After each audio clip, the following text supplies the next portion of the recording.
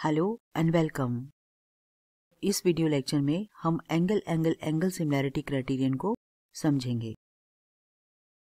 दो ट्रायंगल्स को सिमिलर तीन तरीकों से किया जा सकता है: angle angle angle, side side side, side angle side. इस वीडियो लेक्चर में हम एंगल सिमिलैरिटी क्राइटेरियन को समझेंगे।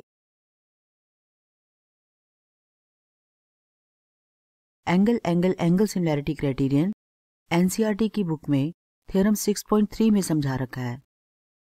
If in two triangles corresponding angles are equal, then their corresponding sides are in the same ratio or proportion and hence the two triangles are similar.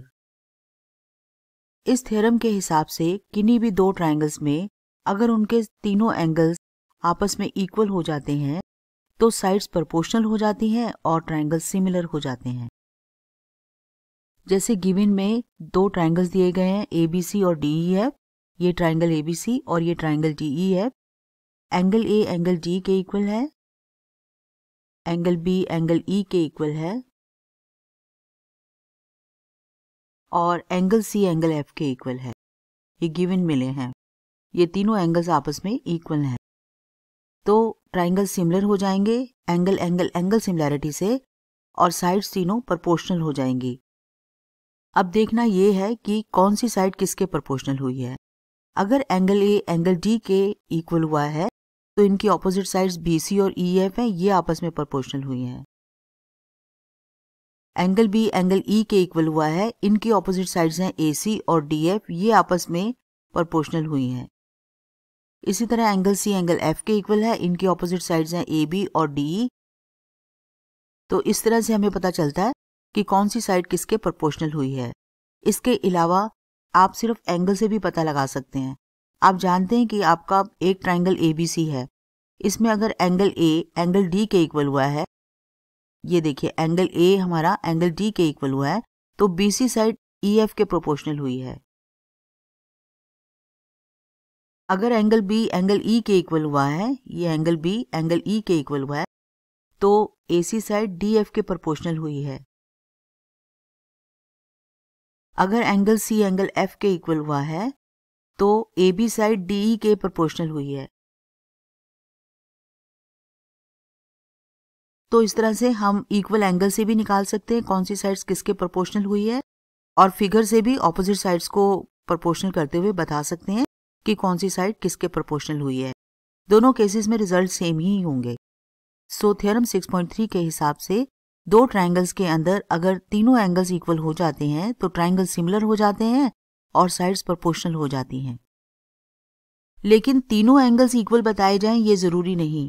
हम आगे देखने वाले हैं कि हमें दो ट्राइंगल्स में सिर्फ दो एंगल्स भी अगर इक्वल मिल जाएं, जैसे ये इसके इक्वल मिल जाए और ये इसके इक्वल मिल जाए, तो भी हम ट्राइंगल्स को सिमिलर बता सकते हैं। ऐसा क्यों होता है, इसे आगे समझिए। ये नोट है, if two angles of a triangle are respectively equal to two angles of another triangle, then by the angle sum property of a triangle their third angles will also be equal. ये मैं अभी rough figures बना रही हूं। अगर मेरे पास दो triangles हैं और ये एंगल 30 डिग्रीज है, ये एंगल भी 30 डिग्रीज है, ये मेरे पास 80 डिग्रीज है तो ये भी 80 डिग्रीज है।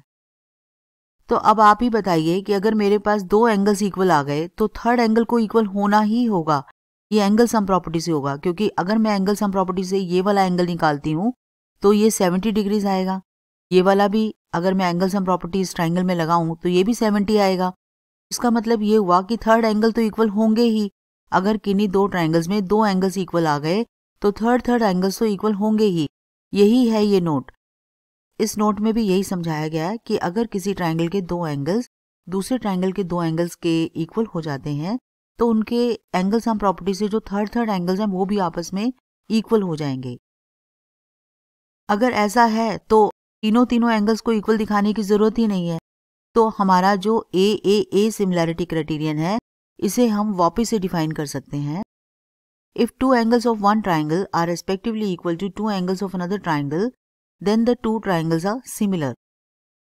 अब से अगर हमें किन्हीं दो ट्राइंगल्स में दो एंगल्स इक्वल मिल जाते हैं तो हम उन्हें सिमिलर बता सकते हैं। जैसे ये एंगल और ये एंगल अगर हमें इक्वल मिले हैं तो हम ए सिमिलैरिटी क्राइटेरियन से इन दोनों ट्रायंगल्स को सिमिलर बता सकते हैं।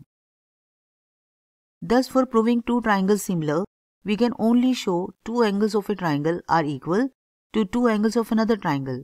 Then this becomes AA similarity. तो आप देखेंगे कि किन्हीं दो ट्रायंगल्स में अगर हम दो एंगल्स को इक्वल बता दें तो हम AA सिमिलैरिटी से उन्हें सिमिलर बता सकते हैं।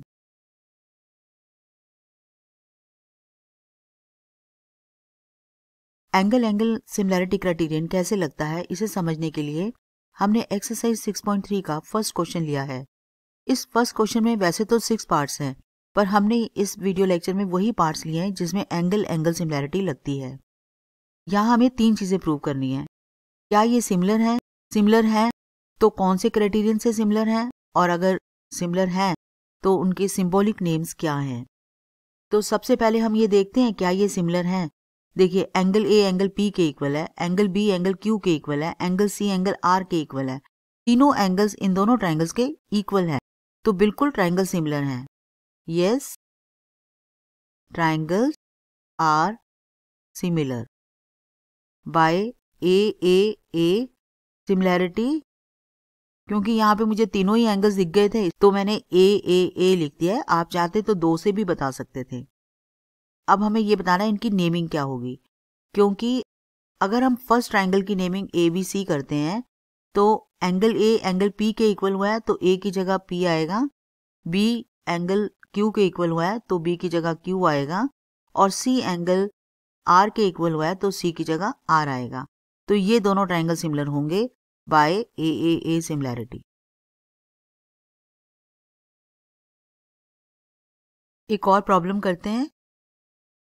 ये भी फर्स्ट क्वेश्चन का ही पार्ट है जिसमें हमें बताना है क्या ये दोनों ट्रायंगल सिमिलर हैं तो कौन सी कंडीशन से सिमिलर हैं और इनके सिंबॉलिक नेम्स क्या हैं।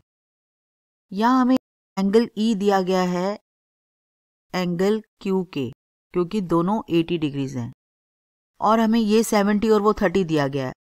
अगर कोई लेजी पर्सन इनको देखे तो देखते ही कह देगा एंगल्स इक्वल नहीं है, इसलिए ये ट्रायंगल सिमिलर नहीं है।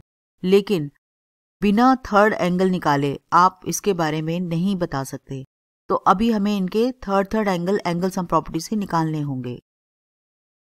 एंगल सम प्रॉपर्टी से 80 + 70 150 बनता है, तो ये 30 डिग्रीज है, और 80 + 30 110 होता है, तो ये 70 डिग्रीज है एंगल सम प्रॉपर्टी से। अब देखिए, अब इक्वल हो गए, एंगल डी एंगल पी के भी इक्वल हो गया, ईच 70 डिग्रीज। वैसे तो थर्ड भी इक्वल हो चुका है, पर हमें 2 से ही काम चल जाएगा, तो हम ट्रायंगल सिमिलर बता सकते हैं। अब ट्रायंगल सिमिलर हम बताने जा रहे हैं।